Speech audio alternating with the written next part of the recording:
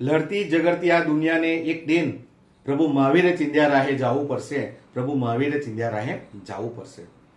જૈન સમાજના બાળકો જ્યારે જ્યારે પણ પ્રભુ મહાવીર જન્મ કલ્યાણકની ઉજવણી થતી હોય અને ત્યારે તેની સંધ્યા ભક્તિમાં આ ગીત અવશ્ય સાંભળતા.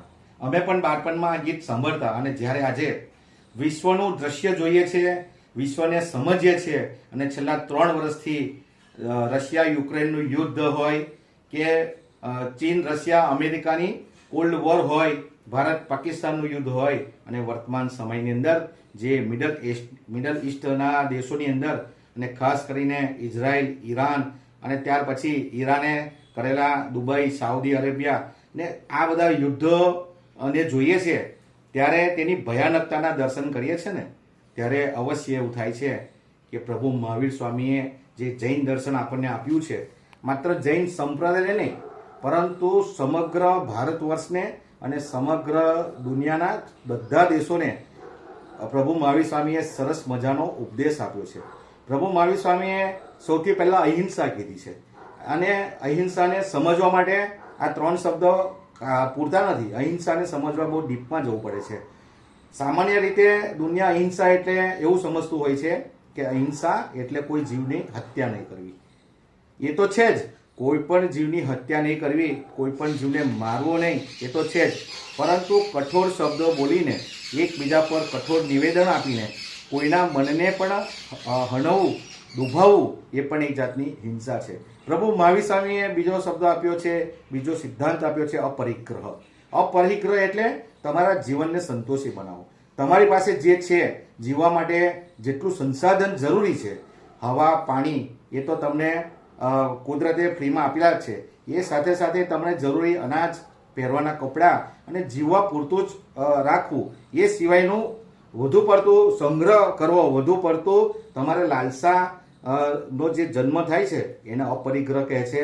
અને તમે આજના યુદ્ધના સાપેક્ષમાં અપરિગ્રહને સમજવાનો પ્રયાસ કરશો ને તો આ વિસ્તારવાદની ભાવના જ આ યુદ્ધને જન્મ આપે છે. જરૂર કરતાં વધારે ક્રૂડ ઓઇલનો સંગ્રહ કરવો, વિશ્વના ક્રૂડ ઓઇલ પર, વિશ્વની ટેકનોલોજી ઉપર, વિશ્વના વ્યાપાર ઉપર મારું જ આધિપત્ય, હું કહું તે જ થાય, મારી જ વ્યાપારની જે નીતિ છે, વિશ્વ નીતિ, મારી વિદેશ નીતિ સાચી અને હું કહું તે જ સાચું, કુટુંબથી લઈને વિશ્વ સુધી મારાપણા અને હુંપણાનો જે વ્યાપ થયો છે ને તે આ અપરિગ્રહ સાથે જોડાયેલો છે. એટલે પ્રભુ મહાવીર સ્વામીએ પણ આ અપરિગ્રહનો ત્યાગ કરવાનું કીધું છે. ત્યાર પછી પ્રભુ મહાવીર સ્વામીએ આગળનો એક સંદેશ આપ્યો છે અનેકાંતવાદ. અનેકાંતવાદ એટલે એનો સીધો મતલબ થાય છે કે તમારે સામેવાળાના દ્રષ્ટિકોણને પણ સમજવું. માત્ર હું જ સાચો નહીં, લોભ, લાલસા, ક્રોધ, માન, માયા આ બધાના મૂળિયામાં મારુંપણું છે કે હું જ સાચો. પરંતુ અનેકાંતવાદ એ કહે છે કે સત્યના અનેક પ્રકાર છે. સત્યનો માર્ગ એક છે એવું નહીં, સત્યના અનેક પ્રકાર છે. એ રીતે અનેકાંતવાદ અને સ્યાદવાદ. સ્યાદવાદ એ અનેકાંતવાદની થિયરીને પ્રેક્ટિકલમાં કન્વર્ટ કરે છે. સ્યાદવાદના માધ્યમથી આપણે વિશ્વની અને આ દેશની તમામ સંસ્કૃતિને સમજીને એના પ્રત્યે આદર કરવાનું કહે છે. મારો જ ભક્તિનો માર્ગ સાચો એવું નહીં, મારો માર્ગ સાચો છે, મને હું સમજું છું એટલે એને ફોલો કરું છું. પરંતુ જેને જે દ્રષ્ટિએ સત્ય સમજાયું છે એને એ માર્ગ ઉપર ચાલવાનો પૂરેપૂરો અધિકાર છે. અને આ વસ્તુની સમજણ આપે છે પ્રભુ શ્રી મહાવીર સ્વામીનો સ્યાદવાદ. પ્રભુ મહાવીર સ્વામીએ આગળ વધીને કીધું છે કે જીવો અને જીવવા દો. બહુ સરસ મજાનો આ શબ્દ છે, જીવો અને જીવવા દો. એ કોઈ કાયરતાની નિશાની નથી. જીવો અને જીવવા દો પ્રભુ મહાવીર સ્વામીએ વર્ષો પહેલા કહ્યું છે કે નાનામાં નાના જીવથી લઈને વિશાળકાય કદ ધરાવતા મનુષ્ય, પ્રાણી, પશુ, પંખી, જીવ જંતુને તમામને એક સરખો જીવવાનો અધિકાર છે. અને આ તમામ જીવોને જીવવાનો અધિકારની જે સરસ મજાનો સંદેશો આપ્યો છે એ માત્ર તમને જૈન દર્શનમાં જ જોવા મળશે. કોઈ પણ જાતના નાનામાં નાના જીવને આહત ન કરવો એ આ જીવો અને જીવવાની આ સંદેશોમાં છુપાયેલું છે. અને આ જીવો અને જીવવાદોની જો ભાવનાને આપણે ચરિતાર્થ કરીશું ને તો સાચા અર્થમાં આપણે પ્રકૃતિ અને પર્યાવરણનું રક્ષણ કરીશું. આજે વૈશ્વિક દુનિયાની અંદર આ જે યુદ્ધની સાથે સાથે બીજી કોઈ સમસ્યાથી જો કોઈ પીડાતું હોય ને તો આ પર્યાવરણનો સામનો આવનારા વર્ષોમાં આપણે કરવો જ પડશે. તો આ જીવો અને જીવવાદોની ભાવનાને જો આપણે આહત કરીશું ને તો પણ આપણને પર્યાવરણને નુકસાન કરીશું. પર્યાવરણમાંથી બચવા માટે પણ જીવો અને જીવવાદોની ભાવનાને ચરિતાર્થ કરવા પડશે.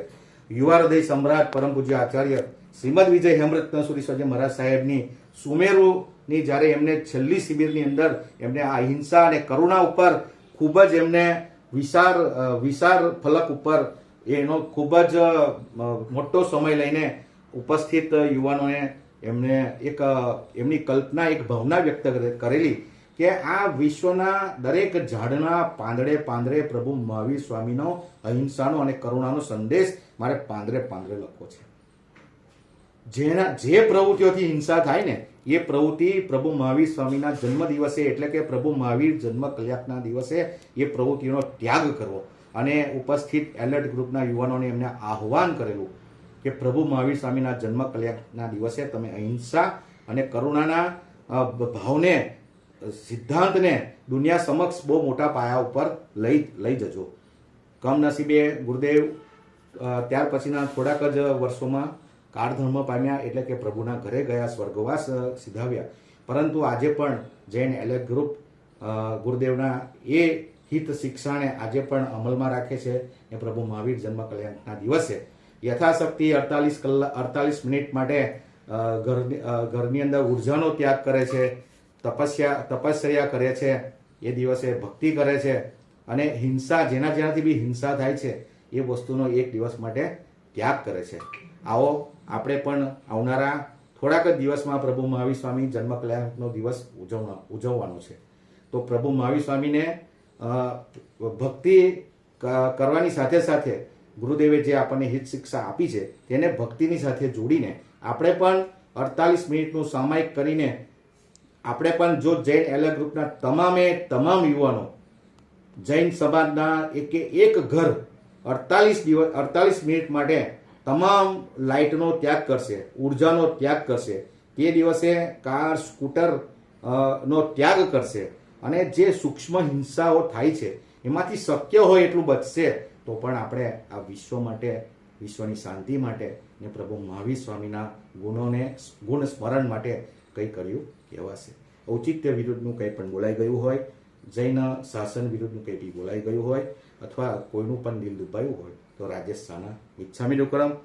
આજે મેં પ્રભુ મહાવીર સ્વામીના ગુણોને અને ગુરુદેવને યાદ કરીને આ એક વિડીયો બનાવ્યો છે. જો તમને પસંદ પડે તો એને લાઈક કરજો, શેર કરજો. રાજેશ શાહના પ્રણામ.